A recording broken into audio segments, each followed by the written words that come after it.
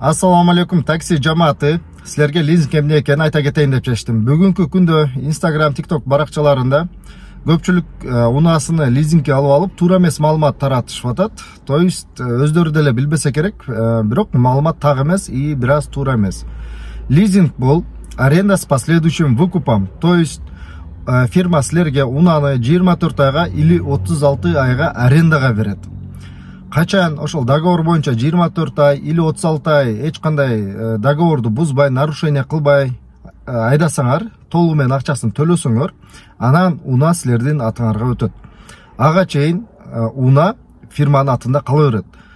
12 ай айдап нарушение кылып или акчасын төлөй албай унаасын тапшырам или лизинговая компания өзү тартып алам деп аткан болсо, 12 айдан бери төлөп аткан акчам эмне болду, кайтарып бересиңерби дей турган суроо жаралса, бул 12 айдан бери силер унааны только как аренда эле айдап аткан болуп эсептелип кала бересиңер. Ошондуктан фирма силерге эч кандай акчаңарды кайтарып бербейт.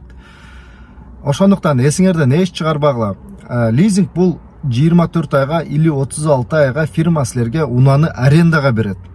Качан 24 ай или 36 ай толугу менен төлөп бүткөнүңөрдө унаа силердин атыңарга өтөт. Ага чейин силер как аренда айдап аткан сыяктуу эле болуп эсептеле берет.